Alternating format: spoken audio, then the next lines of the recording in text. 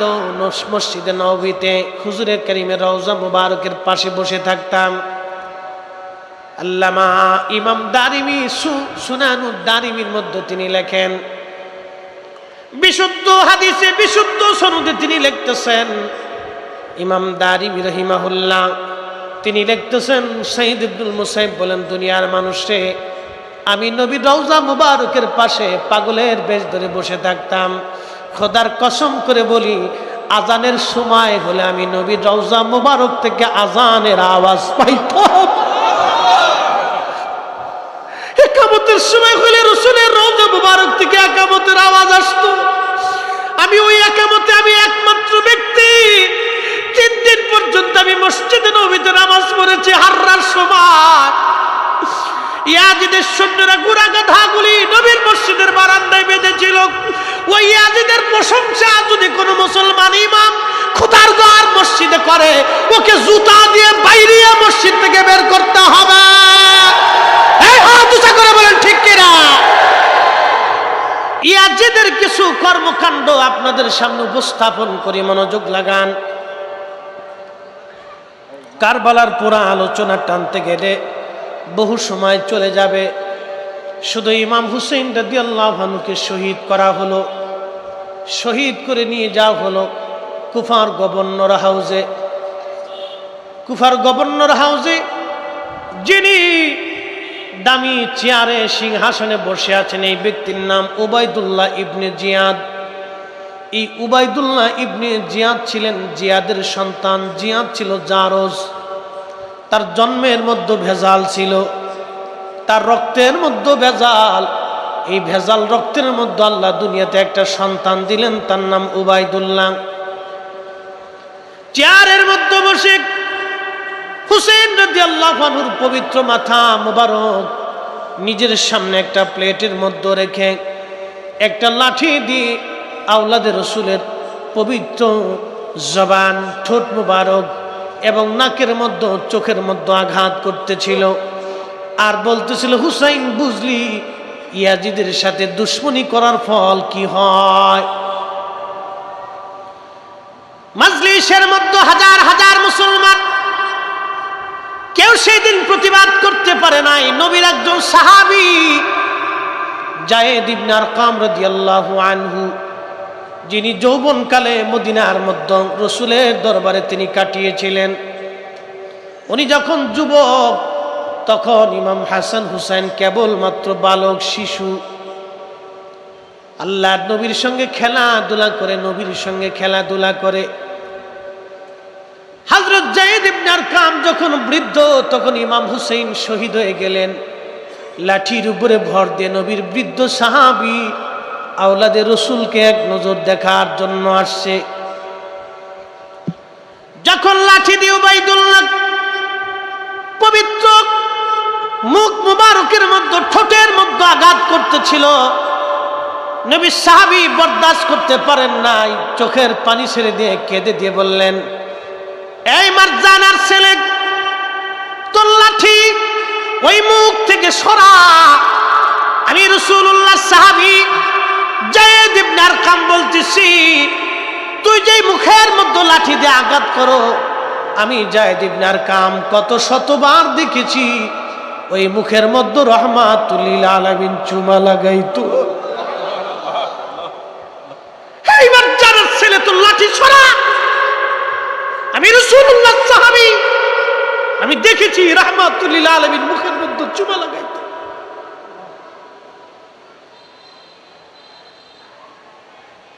Ubaidullah ডাক দিয়ে বলতেছে, এই বুড়া, তুই যদি বৃদ্ধ না হতি তোকে এখানে কতল করতাম। যায়েদ ইবনে আরকাম চিৎকার দিয়ে বলে উঠলেন, মারজানার ছেলে, খোদার কসম করে বলে আমি রাসূলুল্লাহ সাহাবী, একবার না তুই যদি 1000 বার আমাকে শহীদ করে দাও, 1000 বার যদি আল্লাহ আমার জীবন দেয়, রাসূলুল্লাহর পক্ষে 1000 বার জীবন দিতে রাজি আছি। চিৎকার মেরে বলেন আল্লাহু আকবার।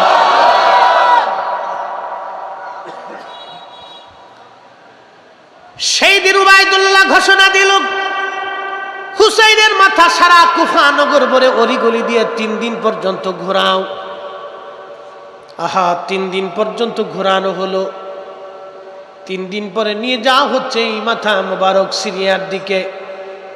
নিয়ে যাওয়ার সময় সৈন্যরা পথের মধ্যে রাত হয়ে গেল।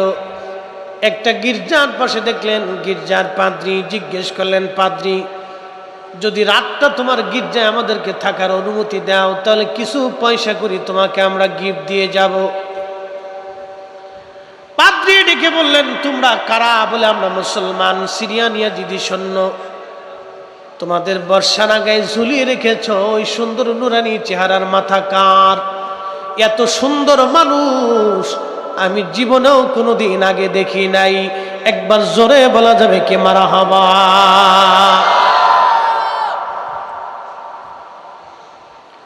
পাদ্রী ডেকে বললেন, সিরিয়ান সৈন্যরা, ওই পবিত্র মস্তক কার? এত সুন্দর নুরানি চেহারা জীবনে কোনোদিন আমি এত সুন্দর মানুষ দেখি নাই। ওরা বলল, এরা আমাদের নবীর দৌহিত্র হুসাইনের মস্তক কেটে নিয়ে আসছি। পাদ্রী আফসোস করে বললেন, তোরা কিসের মুসলমান? আমরা খ্রিস্টান। ঈসা আলাইহিস সালামের যদি ব্যবহার কিত জুতার ধুলাও যদি পাইতাম আমার সম্মানের সাথে রাখতাম। আর তোরা নবীর আওলাদের গলায় কেটে দিয়ে মাথা ঝুলিয়ে বর্ষার আগে বিদায়া তোরা চলে যাচ্ছিস। তোরা কি করে মুসলমান হতে পারিস? রে সিরিয়ান সৈন্যরা, একটু মাথা মোবারক দিবি? আজকে একটা রাতের জন্য খেদমত করতে চাই। একবার জোরে বলা যাবে কি আল্লাহু আকবার? ইমাম হযরতে হাইতামিয়া শাফি as-সামাইকুল মুহরিকার মধ্যে লেখেন, ওই পবিত্র মস্তক মুবারক নিয়ে যাওয়া হচ্ছিল। পাদ্রী বললেন, মহিলারা কারা? বলে, আমার নবীর বংশের মহিলা। বলে, একটা রজনী নবী বংশের আওলাদদেরকে খেদমত করার সুযোগ দিবি রে, তারা ক্লান্ত শ্রান্ত। বিনিময় আমার এই গির্জার ভিতরে 10,000 স্বর্ণ মুদ্রা আছে রে সিরিয়ান সৈন্যরা।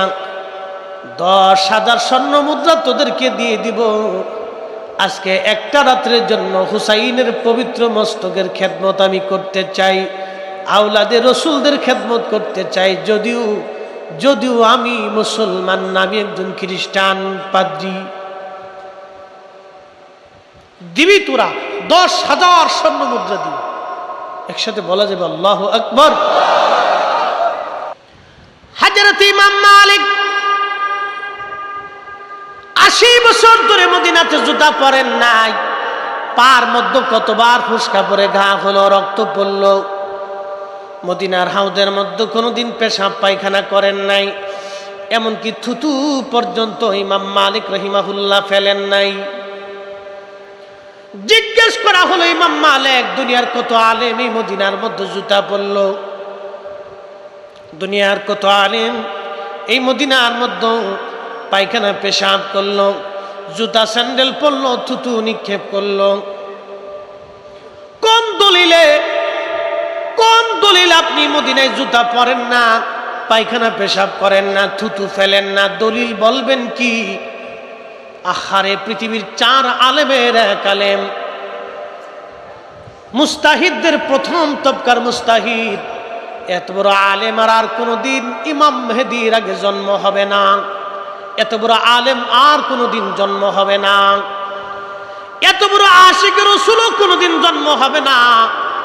80 বছর ধরে একটা মানুষ কল্পনা করতে পারবেন ওনার হায়াত পর্যন্ত কোনোদিন মদিনার মধ্যে জুতা পরেন নাই, কোনোদিন পেশাব পায়খানা করেন নাই, কোনোদিন তিনি থুতু পর্যন্ত মদিনার মাটির মধ্যে ফেলেন নাই।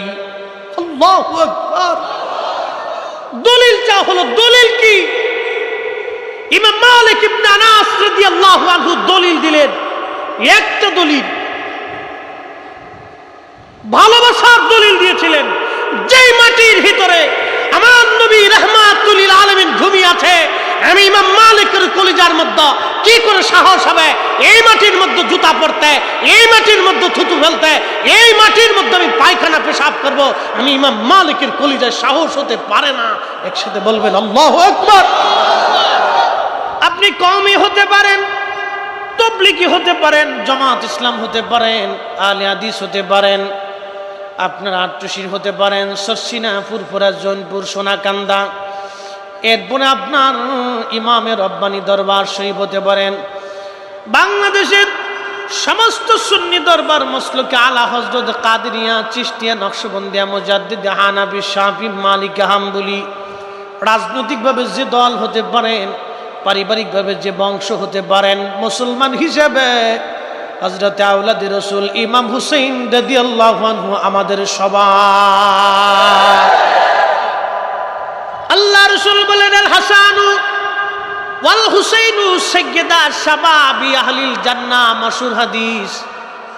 আল হাসানু ওয়াল হুসাইনু সাইয়্যিদা শাবাবি আহলিল জান্নাহ, আমার হাসান আর হুসাইন আমার দুইজন বংশধরেরা জান্নাতের যুবকদের সর্দার। এই যুবক আপনাকে বলতেছি,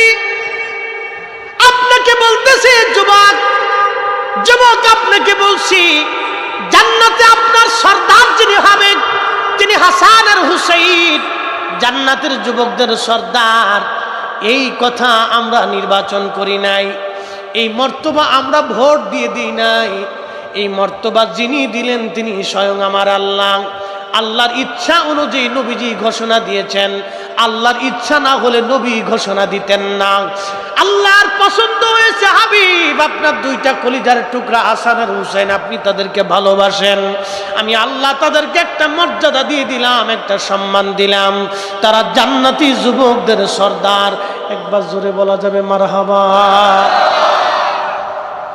আচ্ছা, টাকা দিয়ে জান্নাত পাওয়া যায়? সুযোগ আছে না? আল্লাহ রাসূল জান্নাতের একটা মর্তবা বলেছেন, জান্নাতের একটা চাবুক, যেই চাবুক দিয়ে আমরা ঘোড়া দাবড়াই, ঘোড়ার পিঠে আঘাত করে, জান্নাতি একটা চাবুক। এই চাবুক এক পাশে রাখবে আর সারা পৃথিবী আর এক পাশে রাখবে। জান্নাতের একটা চাবুক এক পাশে রাখবে, পৃথিবীর সারা সৃষ্টি আর পৃথিবী আর এক পাশে রাখবে। ওই জান্নাতের একটা চাবুকের এই দামের সমান সারা পৃথিবী বিক্রি করলেও হবে না। সেই জান্নাতের আটটা জান্নাত। তো কোন কোন বান্দাকে 10টা দুনিয়ার সমান একটা জান্নাত দেওয়া হবে, মানে 10টা দুনিয়ার সমান জান্নাতের জায়গা তার জন্য বরাদ্দ হবে। সেই জান্নাতের সব যুবকদের সর্দার। পাদ্রী ডাক দিয়ে বলতেছে, আজকে রাত্রের জন্য দিয়ে দাও। ওরা বলল হ্যাঁ নিয়ে যান। কারণ ওরা তো দুনিয়ার সম্পদের লোভী ছিল, ওদের হাতের মধ্যে যে রত্ন, এই রত্ন ওরা চিনতে পারে নাই, কিন্তু দুনিয়ার মোহে পরে ওরা পাগল হয়ে গেল। হযরতে ইমাম হুসাইন রাদিয়াল্লাহু আনহুর মস্তক দিয়ে দেওয়া হলো পাদ্রীর কাছে। পাদ্রী নিয়ে গেলেন, মহিলাদেরকে অন্দরমহলে পাঠিয়ে দিলেন, মহিলাদেরকে দায়িত্ব দিয়ে দেওয়া হলো সেবা করার জন্য। তাদের রাত্রিবেলা খানা দানের ব্যবস্থা, বিশ্রামের ব্যবস্থা করা হলো। এবার ওই পাদ্রী পবিত্র মস্তক মাথা মোবারক নিয়ে গেলেন তিনার রুমের মধ্যে একটা স্বর্ণের প্লেটের মধ্যে রেখে পরিচ্ছন্ন পানি এনে ওই পানি দিয়ে ইমাম হুসাইন রাদিয়াল্লাহু আনহুর মাথা, দাড়ি, রক্তগুলি পরিষ্কার করতে লাগলেন আর কাঁদতে লাগলেন। সারা রাত্র মস্তক মুবারকের সামনে পাদ্রী বসে বসে কাঁদতে লাগলেন। লক্ষ্য করলেন আল্লাহর আকাশ থেকে একটা নূর মুবারক এসে ইমাম হুসাইন রাদিয়াল্লাহু আনহুর মস্তক বরাবর, আসমান বরাবর ফাঁকা হয়ে গেল। এই নূরের ভিতরে অদৃশ্য আশ্চর্য দৃশ্যগুলি দেখে পাদ্রী আর স্থির থাকতে পারলেন না, তার জবানে পড়ে ফেললেন লা ইলাহা ইল্লাল্লাহু মুহাম্মাদুর রাসূলুল্লাহ। পাদ্রী এবার পড়ে ফেললেন কালেমা। এই দৌলত নিয়ে পাদ্রী ইমানের দৌলতওয়ালা হয়ে গেলেন। একবার জোরে বলবেন কি মারহাবা? একদল মস্তক বহন করলো কিন্তু জান্নাত নিতে পারল না, আরেক একজন মস্তক মোবারক রাতে নিয়ে তিনি ইমানের দৌলতওয়ালা হয়ে গেলেন। শুধু ইমানের দৌলতওয়ালা না, ইশকে রাসূলের দৌলতওয়ালা হয়ে গেলেন। আরে ইমান তো ওই ইয়াজিদেরও ছিল। কি কথা কর না, ইমান তো ইয়াজিদের সৈন্যদেরও ছিল, ইমান তো ওদেরও ছিল, কিন্তু ইশকে রাসূলের দৌলত তো সবার ভিতরে নাই। ইশকে রাসূলের দৌলত এটা আলাদা নিয়ামত, এটা পাদ্রীর কলিজার ভিতরে এসে গেছে। খেদমত মহাব্বত এসে গেছে পাদ্রীর কলিজার ভিতরে, স্থির থাকতে পারে না। দিবি 10,000 স্বর্ণ মুদ্রা তোকে আলাদা দিয়ে দিই। ওটা মস্তক বহন করলো বটে, কিন্তু নিয়ামত নিতে পারলো না। কিন্তু পাদ্রী নিয়ামত নিয়ে নিল। মস্তক নিয়ে যা হলো সিরিয়াতে। একটা কথা খেয়াল রাখবেন, শহীদ হলেন কারবালা, নিয়ে আসা হলো কুফা, সেখানে 3 দিন ঘোরানো হলো, 2-4-5 দিন এদিকে পার হয়ে গেল। মস্তক নিয়ে যা হলো সিরিয়াতে।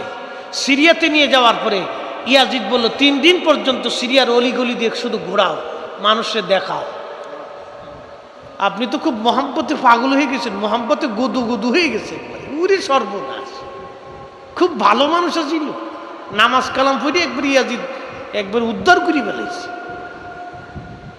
কোটি বছর নামাজ পড়লে কি হবে যদি ইশকে রাসূল না থাকে? কি কথা বলেন না কেন? কোটি বছর নামাজ পড়লে কি হবে যদি ইশকে রাসূল না থাকে?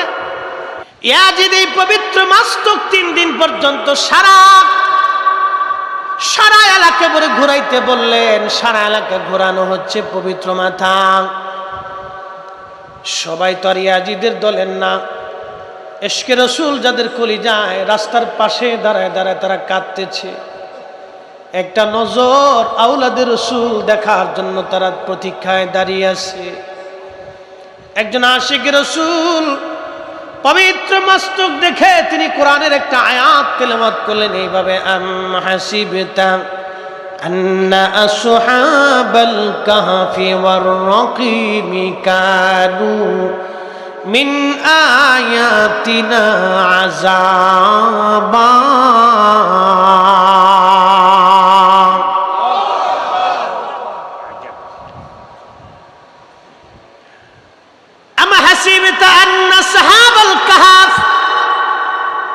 কতই না আশ্চর্য নিদর্শন।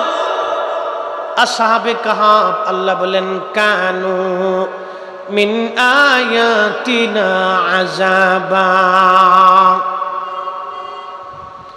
আশ্চর্য নিদর্শনাবলীর মধ্যে অন্যতম নিদর্শন এই আসহাবে কাহাফ। আয়াত যখন তেলাওয়াত করলেন তখন পাশ থেকে এই আশিক রাসূলের আয়াত পড়ার সঙ্গে সঙ্গে ইমাম হুসাইন রাদিয়াল্লাহু আনহুর পবিত্র জবান থেকে আওয়াজ আসতেছে, আযাবু আসহাবাল কাহফি কতলি ওয়া হামলি। আমাকে হত্যা করা, আমার মস্তক এইভাবে বহন করে নিয়ে আমার সাথে নির্যাতন করা, আমাকে অবমাননা করা আসহাবে কাহফ থেকে কি কোনো অংশে আশ্চর্য কম? আল্লাহু আকবার। না হয় না, আরো জোরে বলেন আল্লাহু আকবার। ইমাম হুসেন রাদিয়াল্লাহু আনহুর জবান থেকে আওয়াজ আসলো, আল্লাহ কোরআনে বলেন, ওয়ালা তাকুলু লিমান ইউকতালু ফি সাবিলিল্লাহি আমওয়াত বাল আহইয়াউ ওয়ালাকিন লা তাশউরুন।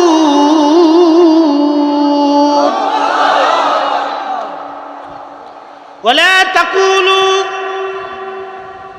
তোমরা বলিও না, লিমান ইউকতালু ফি সাবিলিল্লাহি আমওয়াত, আল্লাহর পথে যারা জীবন দেয় তাদেরকে মরা মনে করিও না। বাল আহইয়া, বরং তারা জিন্দা জিন্দা জিন্দা জিন্দা জিন্দা। আমি বলি নাই, মালিক বলেছে, আমি বলি নাই, কোরআন বলে বাল আহইয়া। আল্লাহর পথে যারা জীবন দেয় তারা জিন্দা জিন্দা জিন্দা জিন্দা। এই জন্য আল্লাহর ওলিরা মরে যাওয়ার পরও জিন্দা, আল্লাহর নবীর ইন্তেকালের পর রওজা শরীফে জিন্দা। আল্লাহর পথে জীবন যারা দেয় শহীদ হয় ইন্তেকালের পরেও তারা জিন্দা। যারা মানবে না, তারা কোরআন মানে না, ওরাই হলো গিরগিটির দল। কোরআন বলে ওয়ালাকিন লা তাশউরুন, তোমরা বুঝো না, অনুধাবন করো না যে তারা জিন্দা, তোমরা বুঝো না তারা জিন্দা। খাসাইসুল কুবরার ভিতরে ইমাম জালালউদ্দিন সুয়ুতি রাহিমাহুল্লাহ তিনি লেখেন, রাসূল করিম সাল্লাল্লাহু আলাইহি সাল্লামের চাচাতো ভাই জাফর রাদিয়াল্লাহু আনহু মুতার প্রান্তরে জিহাদের ময়দানে রওনা করবে।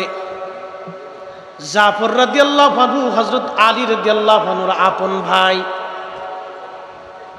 আল্লাহর হাবিবের চাচাতো ভাই, আবু তালিবের বেটা জাফর, নবীজির কলিজার টুকরো চাচাদের মধ্যে যিনি একজন চাচা আল্লাহর নবীকে সারা জীবন ভালোবাসছে, তিনার নাম আবু তালিব। যদিও শেষ সময় কালেমা তার নসিব হয় নাই, কোন কোন বর্ণনাতে আসছে যে কিয়ামতের মাঠে সবচেয়ে কঠিন আযাব, যা সবচেয়ে সহজ আযাব জাহান্নামের মধ্যে হবে, তার নাম আবু তালিব। ইমাম সুয়ুতি মাসালিকুল হুনাফার মধ্যে তিনি এই কথাও লিখেছেন, হাদিস এনেছেন। যদি আল্লাহ ক্ষমা করেন রাসূলের কারণে, সেটা আল্লাহর ইচ্ছা। সুপারিশ রাসূলুল্লাহর হাতে থাকবে, সেটা আলাদা ফাংশন, ওটা আমরা বলতে পারবো না। কিন্তু রাসূল করিম সাল্লাল্লাহু আলাইহি সাল্লামের চাচার সন্তান জাফর এবং আলী দুইজন। জাফর কালেমা পড়লেন, নবী ঘোষণা দিলেন মুতার প্রান্তরে তিনজন সেনাপতি হবে। প্রথম সেনাপতি আমার পালিত বেটা জায়েদ, দ্বিতীয় সেনাপতি আমার চাচাতো ভাই জাফর, তৃতীয় সেনাপতি আব্দুল্লাহ বিন রাওয়াহা রাদিয়াল্লাহু আনহু। এই তিনজন সেনাপতি বিদায় নিয়ে আসো আপনজনদের কাছ থেকে। জাফর চলে গেলেন বাড়ি যায় বিবিকে বলেন, বিবিরে, রাসূল করিম আমাকে মুতার প্রান্তরের সেনাপতি নির্বাচন করেছেন, আমি দ্বিতীয় নাম্বার সেনাপতি, এবং আল্লাহর নবী তিনজনকে সেনাপতি বানিয়েছেন। প্রথম নম্বরে জায়েদ, নবী বলেছেন জায়েদ শহীদ হয়ে যাওয়ার পরে জাফর সেনাপতি হবে। জাফর শহীদ হয়ে যাওয়ার পরে আব্দুল্লাহ বিন রাওয়াহা সেনাপতি হবে। আব্দুল্লাহ বিন রাওয়াহা শহীদ হয়ে যাওয়ার পরে মুসলমানরা, মুজাহিদরা যাকে খুশি সেনাপতি তারা ওই যুদ্ধের ময়দানে নিয়োজিত করে নেবে।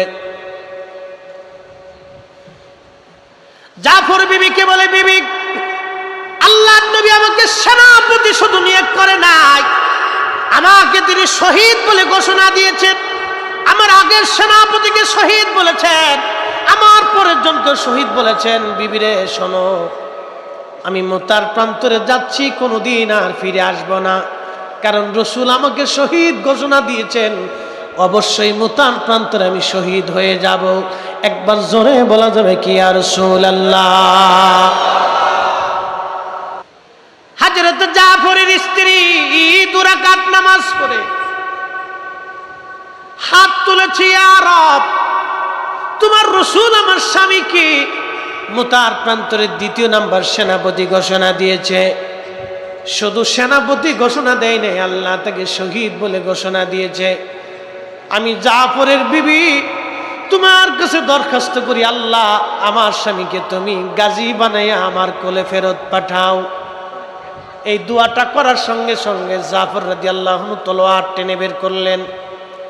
তলোয়ারের পার্শ্বপিঠ দিয়ে বিবির পিঠের মধ্যে আঘাত করে বললেন, বিবিরে, রাসূল করিম আমাকে শহীদ বলে ঘোষণা দিয়েছেন, তুমি উল্টা দোয়া করতেছো। আল্লাহু আকবার! হরি ইয়াকিন কি ছিল রাসূলুল্লাহর উপরে, ইয়াকিন কি! তলোয়ারের পার্শ্বপিঠ দিয়ে বিবির পিঠে আঘাত করে বলতে, যাই বিবি, হাবিবে কিবরি আমাকে শহীদ বলে ঘোষণা দিয়েছে, আমি শহীদ হয়ে যাব, তুমি হাজার দোয়া করলেও আর কাজ হবে না। কেন রাসূলের দোয়ার বিরুদ্ধে তুমি দোয়া করলে? ইয়াকিন কি! এইভাবে আপনাকে রাসূলের প্রতি ইয়াকিন আনতে হবে। নাস্তিকের বাচ্চা, রাসূলুল্লাহর ইজ্জত নিয়ে বলে রসুল মরুর ডাকাত ছিল, আমরা আর বুঝতে বাকি নাই। ওরা ওদের পরিচয় দিয়েছে ঝড়ে জঙ্গলে, আতারে পাতারে, হোটেলে মোটেলে, অবৈধভাবে ওদের জন্ম হয়েছে। কথা বলেন ঠিক কিনা? ওদের জন্মে ভেজাল আছে। কথা বলেন ঠিক কিনা?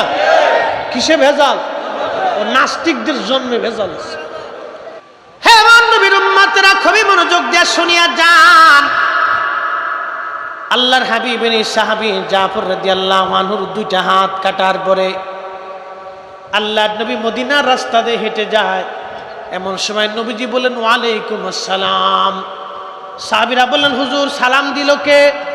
জবাব আপনি দিলেন। আল্লাহর নবী ডাক দিয়ে বললেন, আমার সামনে দিয়ে আমার জাফর উড়ে উড়ে যায়। আমার জাফরকে দুইটা হাতের বিনিময়ে আল্লাহ দুইটা পাখা দিয়ে দিছে।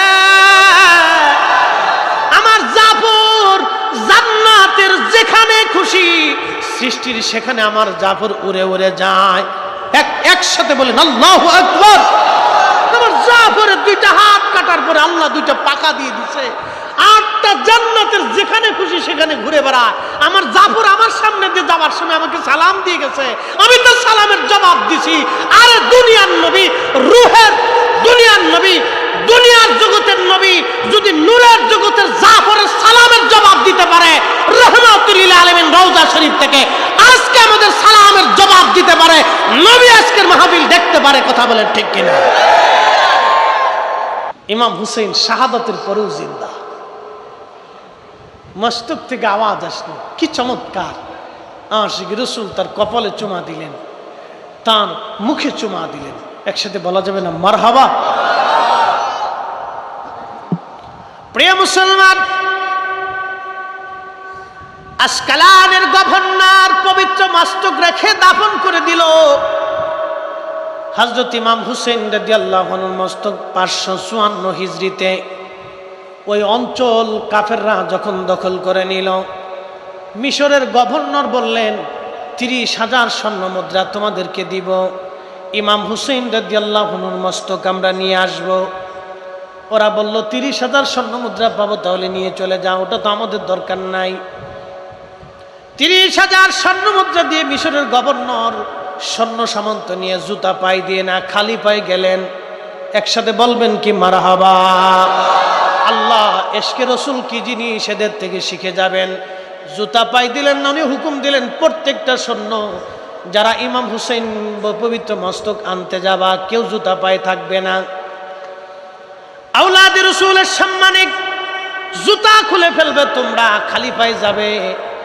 খালি পায়ে যখন ওনার কবর থেকে পবিত্র মাথা ওঠানো হলো, 500 বছর আগে যেইভাবে দাফন করা হয়েছিল, 500 বছর পরে ঠোঁট পর্যন্ত শুকায় নাই, চেহারার লাবণ্যতা নষ্ট হয় নাই, একটা চুল পর্যন্ত পড়ে যায় নাই, চোখের পাওয়ারও নষ্ট হয় নাই।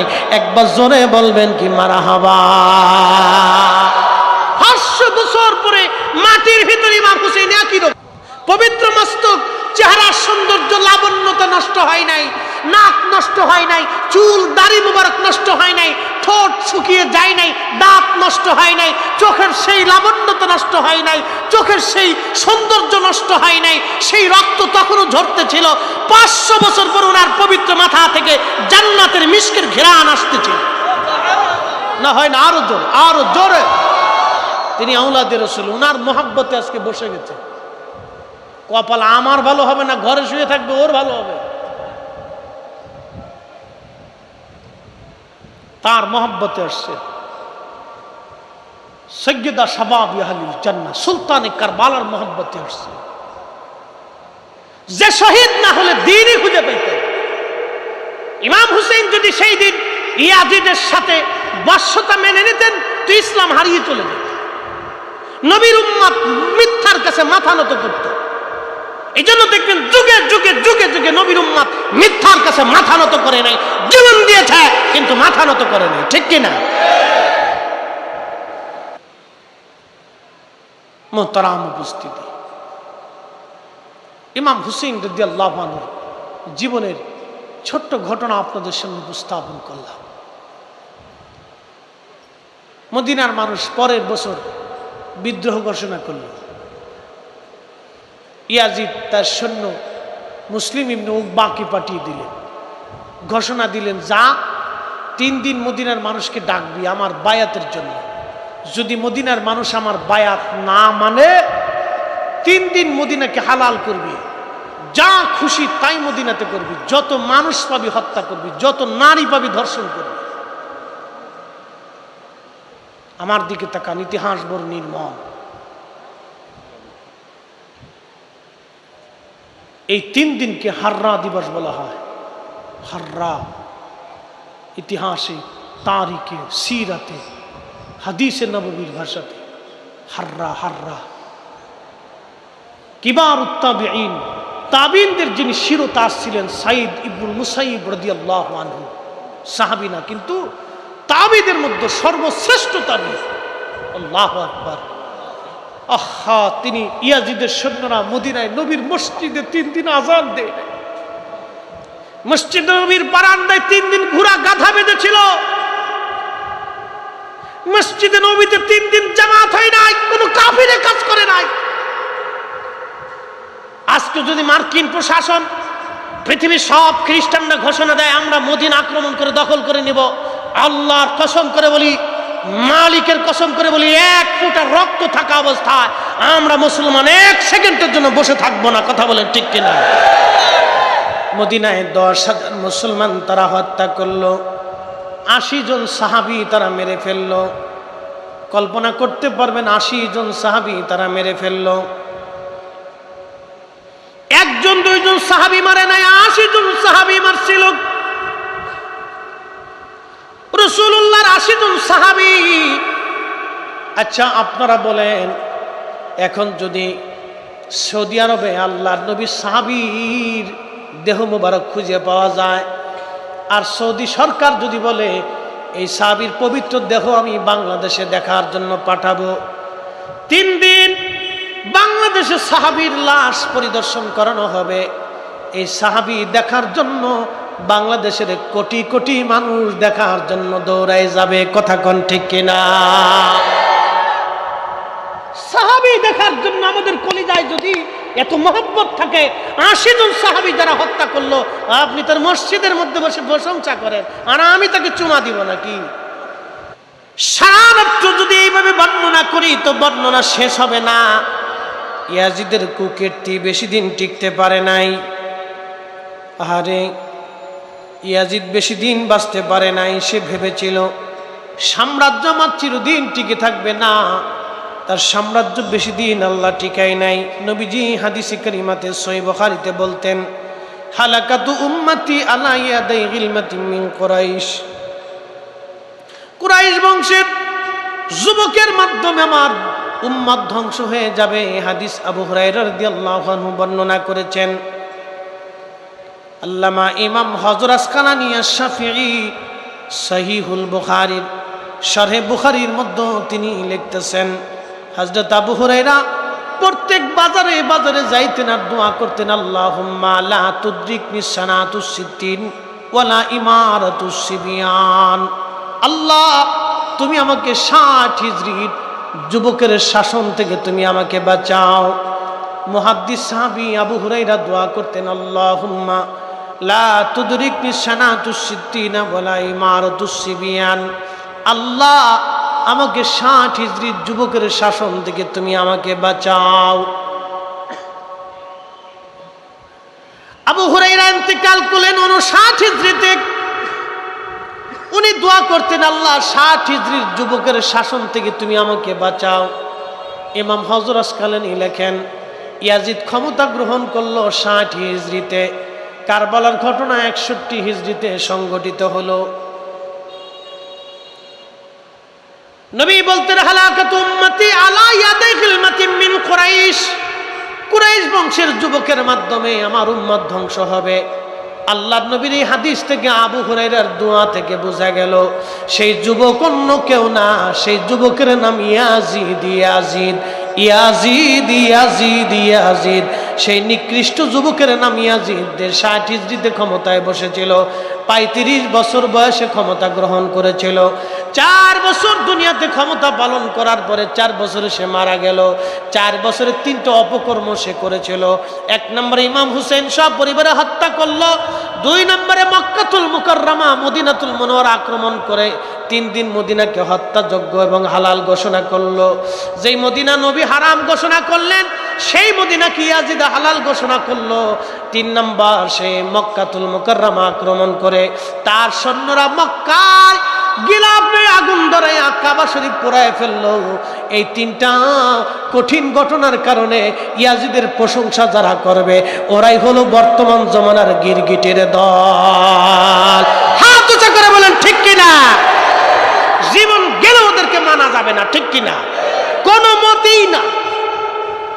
আবু হুরায়রা তার ফিতনা থেকে বাঁচার জন্য প্রত্যেক বাজারে বাজারে ঘুরতেন আর দোয়া করতেন, আল্লাহুম্মা লা তুদরিকনি সানাতুস সিদ্দিক ওয়ালা ইমারাতুস সিবিয়ান। আল্লাহ 60 হিজরির যুবকের ফিতনা থেকে, শাসন থেকে তুমি আমাকে বাঁচাও আল্লাহ, এটা আমি সহ্য করতে পারবো না। আবু হুরায়রা বলতেন, আল্লাহ আমাকে বাঁচাও তুমি আল্লাহ। ওয়াজ করলে কি লাভ, শুনলে কি লাভ? লাভ হবে তার আমলে, আমলেও লাভ হবে না নবী প্রেম না থাকলে দিলে। নবী প্রেম থাকলে দিলে লাভ হবে কম আমলে, সুপারিশ করবেন নবী রোজ হাসরের ময়দানে। জ্ঞানী যারা বুঝে তারা শুধু ইশারায়, নাদানের বুঝাইতে পারে আছে কে কোথায়। জ্ঞানীর মতো জ্ঞানী হলে অল্প কথাই বুঝে, কচুর মতো কচু হলে অল্প জালেই সিজে। কথা বলেন ঠিক কিনা? ইমান নিয়ে আমল নিয়ে কবরে যাইতে হবে। ইমান আমল ছাড়া কবরে গেলে মহা বিপদ। আল্লাহ কোরআনে বলেন, ইন্নাল্লাযীনা আমানু ওয়া আমিলুস সলিহাতি উলাইকা হুম খায়রুল বারিয়া। আল্লাহ কোরআনে বলতেছেন ইমানে আমলে, ইমানে আমলে।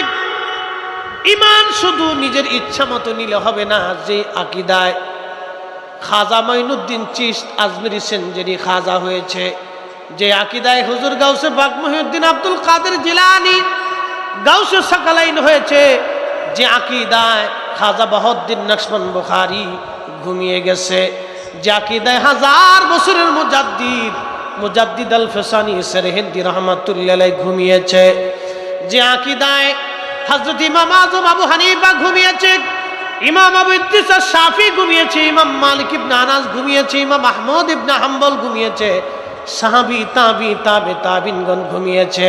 সেই আকীদায় আমাদের ঘুমাইতে হবে। সে আকীদার নাম আকাইদে আহলে সুন্নাত ওয়াল জামাত। আহলে সুন্নাত ওয়াল জামাত ছাড়া ঈমান কামিল হবে না, হবে না, হবে না। কথা বলেন ঠিক কিনা? হবে না। ঈমান কামিল করতে হলে আকাইদে আহলে সুন্নাত ওয়াল জামাতের প্রতি ঈমান কামিল করতে হবে। ওয়ামিলুস সালিহাত, নেক আমল, ভালো কাজ, ভালো আমল আপনাকে করে যেতে হবে। খারাপ কাজ করা যাবে না। ভালো আমল, ভালো আমল করে যাওয়া লাগবে। মুসলমান ভালো আমল, ভালো আমল করে যাওয়া লাগবে। বাবুরহাটের মুসলমান, এখন আপনাদেরকে ভালো আমলের ভিতরে একটা আমলের কথা বলে দিয়ে যায় আমরা, খুব মনোযোগ দিয়েন। আপনি যদি নামাজ পড়তে আসেন, এখন শুয়োরের গোশত খাইয়া যদি নামাজে দাঁড়ায় যান, শুয়োরের গোশত খাইয়া যদি কাবা ঘরে নামাজে যান, বাইতুল্লাহ শরীফে যাইয়া মাকাম ইব্রাহিমে দাঁড়ায় গেলেন, বিরাট বড় পাগড়ি, বিরাট বড় জুব্বা, সুগন্ধি টন্দি লাগাইয়া মিশক টিশক করে বিরাস বিরাস কইরা সুন্দর করে নামাজে দাঁড়াইলেন। রাত্রিবেলা আসার পরে দাঁড়াই গেলেন। প্রথম রাকাতে 15 পারা, দ্বিতীয় রাকাতে 15 পারা, মোট 1 খতম কোরআন যদি পড়ে আপনি নামাজ আপনি সারা রাত পরে আদায় করিয়া তাহাজ্জুদ নামাজ, ফজরের নামাজ পড়ে যদি মাকামে ইব্রাহিম থেকে বের হয়ে আসেন, আপনি নামাজ পড়তে গেছেন শুয়োরের গোশত খাইয়া, আচ্ছা সারা রাত্র ইবাদত করলে কি নামাজ হবে? দেখেন, আবু তালিবের বিষয়টা ভিন্ন। তিনি তো কালেমা পড়েন নাই, তিনি তো কালেমা পড়েন নাই, ঈমান আনেন নাই। এখানে ঈমান শর্ত, ঈমান শর্ত। এই জন্য আল্লাহ রাসূল বলেছেন, আল মারু মা মান আহাব্বা, তুমি যাকে, সহিহ বুখারীর হাদিস, তুমি যাকে মহাব্বত করবে তার সাথে তার হাসন নাসর হবে। একসাথে বলা যাবে না সুবহানাল্লাহ? সহিহ বুখারীতে রাসূল বলেছেন, লা ইউমিন, তুমি ঈমানদারি হবে না হাত্তা আকুনা আহাব্বা ইলাইহি মিন ওয়ালিদিহি ওয়া ওয়ালাদিহি ওয়ান নাসি আজমাইন। দুনিয়ার সব ব্যক্তি, পুরুষ, জীবন, ভালোবাসার মানুষ, পিতা মাতা, আত্মীয় স্বজন যাহা আছে, তোমার সন্তান সন্ততি, সব কিছুর চাইতে আমি নবীকে তোমাকে ভালোবাসলে তাহলে তুমি ঈমানের স্বাদ পাবা। মারহাবা বলবেন না? এখানে ঈমান শর্ত। কি শর্ত? ঈমান শর্ত। ভাইয়ের প্রশ্ন ঠিক আছে, ঈমান শর্ত। আবু তালিব তো ঈমান আনেন নাই, এই জন্য তিনি ভালোবাসছেন কিন্তু বেনিফিট পান নাই, তিনি ঈমান আনেন নাই। আমরা তো ঈমানদার, কালমা পড়ছি, কথা কন না কেন? তাহলে আমরা যেহেতু ঈমান আনছি, তাহলে রাসূলুল্লাহর হাদিস, বুখারী থেকে দুইটা হাদিস আমরা বললাম, দুইটা হাদিসের ভিত্তিতে আমরা বলতে পারি ভালোবাসলেও বেনিফিট পাওয়া যাবে। কি কথা কন না কেন? আরে আল্লাহর খলিলের বিরুদ্ধে দাঁড়াইয়া আগুনে ফু দেওয়ার জন্য যদি একটা প্রাণীর শাস্তি এরকম হতে পারে, আওলাদে রাসূলের গলায় যারা ছুরি চালিয়েছিল, 3 দিন ধরে তাদেরকে নির্মম কষ্ট যারা দিয়েছিল, তাদের পরিবারদেরকে পর্দার বাহিরে এনে ঘোড়ার পৃষ্ঠে চড়িয়ে তাদেরকে বাজারে বাজার প্রদক্ষিণ করা হয়েছিল, রাসূল কারীমের ইজ্জতের চাদর যারা ধরেছিল, আল্লাহি বিল্লাহি তাল্লাহি কাবা শরীফের গিলাফ দিয়েও তাদেরকে কবরে দিলে জান্নাত নসিব হবে না। কথা বলেন ঠিক না বেঠিক?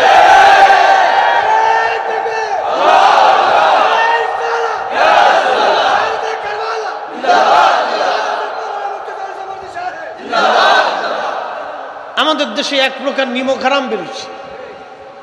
এরা মসজিদে বৈশা ইমাম হুসাইনের কারবালার মাসে ইয়াজিদের প্রশংসা করে। কি কথা বলেন, আসে না? ও মুসলমান, 1450 বছর পরে এসে আহলে বাইত রাসূলের বিরুদ্ধে শাহরুল্লাহিল মুহররম, পবিত্র মুহররম মাসে, ইমাম হুসাইনের শাহাদাতের মাসে, আহলে বাইতের কষ্টের মাসে দুশমনে রাসূল ইয়াজিদের পক্ষ নিয়ে খুদার ঘরের মিম্বরে বসে যারা ওয়াজ করে, ওরাই হলো বর্তমান জমানার মানবরূপী গিরগিটির দল।